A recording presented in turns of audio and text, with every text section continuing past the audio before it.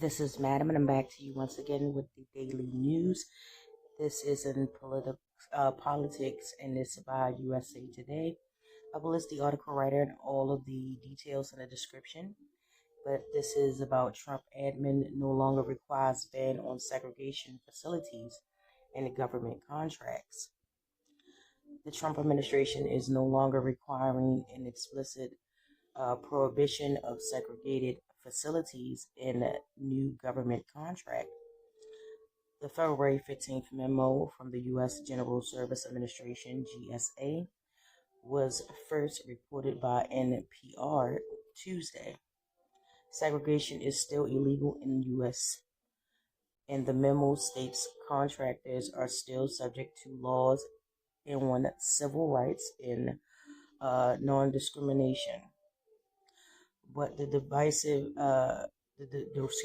directive from the GSA, which manages federal property and sources contracting options for other agencies, came in response to one of President Donald Trump's executive orders aimed at rolling back diversity, equality, and inclusion in the federal government.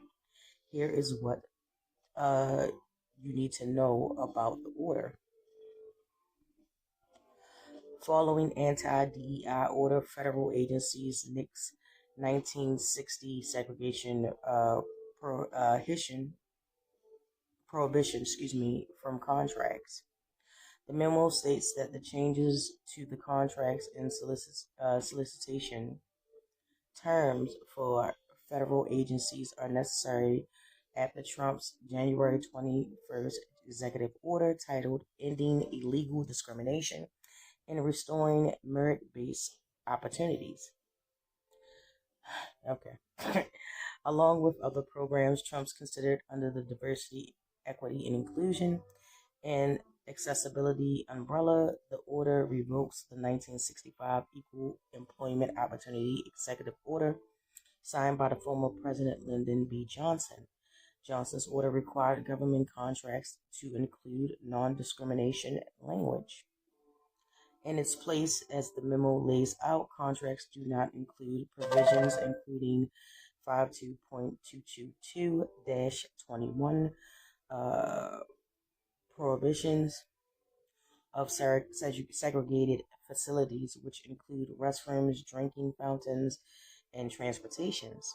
Civil rights attorney Bill Crump posted on X about the measure, saying this change sends a clear message. And it does.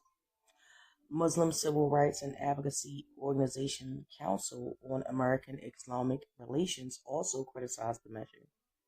As our nation unfortunately becomes more divided and polarized, the last thing we need is any effort that could be perceived as following racial segregation, said CAR National Communications Director Abraham Hooper.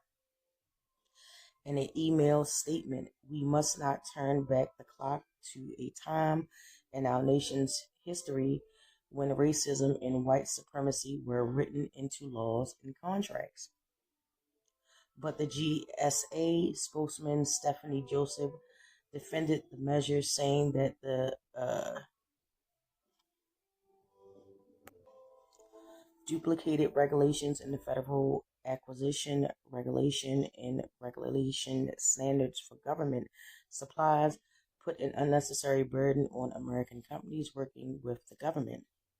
This is why reforming the federal acquisition regulation is such a big priority for GSA and this administration, Joseph said in a statement to USA Today. We are moving at the speed of need to quickly undo the damaging policies of the past administration. The entirety of the clause in question was originally implemented because of the EO under a former administration. And this is just the contributing information for USA Today.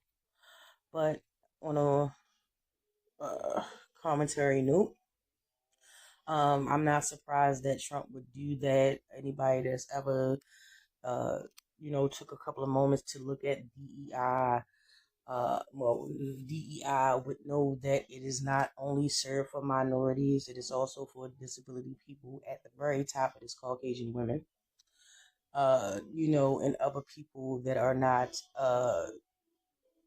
straight white males, uh, you know, and things of that nature. Also, I'm not surprised because of Project 2025. If you ever care to take a look, I did post a video which I felt does a good job of explaining Project 2025 and Agenda 47 on my community feed. So if you have time, please go check that out as well. But again, I'm not surprised by this. It's been a clear cut message. It's been out there since the campaigning stage where we were trying to decide who we were going to pick as a president. The Republican Party has shown clear signs to, uh, you know, fall to the whims of the current administration and the current president. Uh, you know, Everyone is getting attacked. It's not just the American people that are getting attacked. Foreign countries and allies are getting attacked as well. Not to mention the people like the judges and lawyers that have fought diligently and ruled over countless of cases are essentially the stronghold. Well, the judges are the last stronghold of, keeping the administration at bay.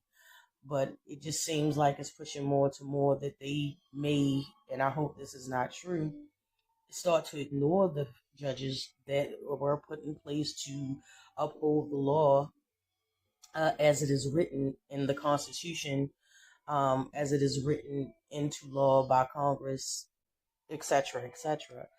But you know, the segregation thing, some people would say, hey, yeah, this is a step back. It's going to open up the door. Well, a lot of the stuff, Project 2025, is nothing but, they're ripping away history. They took down Jackie Robinson's service. Most people didn't know that Jackie Robinson actually did serve in the military. And they took that down from off of a website, and a couple of other people um, who deserve to be up there for their outstanding, contribution to the company, to this country, excuse me, as well as what they did in their professional and personal lives at the military. So that's just one thing. I'm not shocked about it. But some people would argue that, hey, if that's what they want to do, that's what they want to do. Um, I know the African American community, the black community, spends twice or even triple the amount for some of these companies. And if they want to, roll it back and have segregated places, that will be a clear indicator for a lot of people of color where to shop and where not to shop. Depending on how you might think about it, whether it be a good or bad thing, it's definitely a bad thing in my opinion. But if that does start to happen and you see that more and more in our society, unfortunately, um, it just tells you where and where not to spend your money at. It tells you who to patronize and who not to patronize. As like, for example, Target has been boycotted and they are hemorrhaging money because they chose to say, screw DEI and, minorities and things of that nature.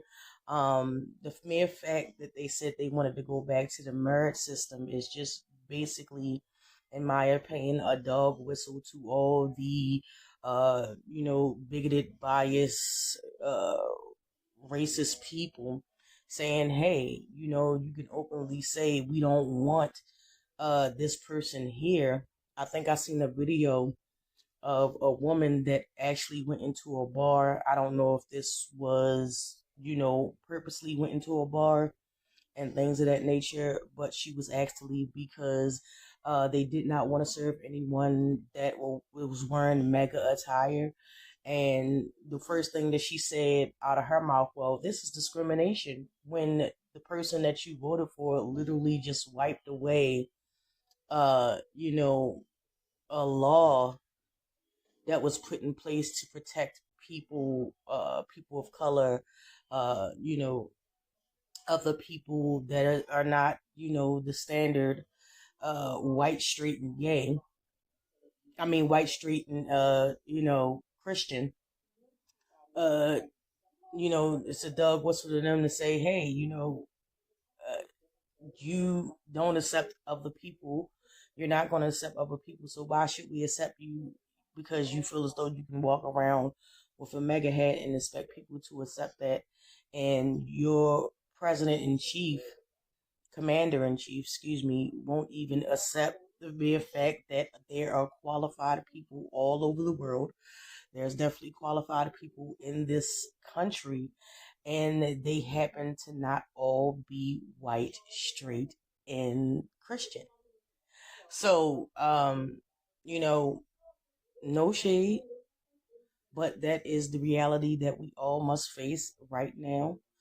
Uh, and a side note, I would encourage everyone to start doing their research on their local leaders, their congressmen, and every aspect of city government, local government, and government itself. Uh, you have to mobilize. You can't just sit there and be like, hey, uh, you know, and I was one of those people that said, hey, I'm not going to vote and things like that. But, you know, given the climate and how during the campaign, you know, just all the rhetoric that was being spewed from, you know, the current president and his, you know, people and also other people, it kind of gave me no choice but to make that decision like, hey, I have to do everything that I can on my side to actually, uh, you know, try to, you know, even the odds.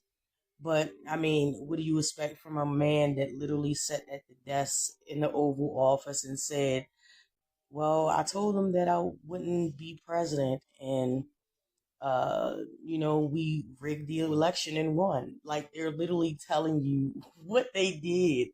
And it's just so crazy. This is not a moment in our country in this time.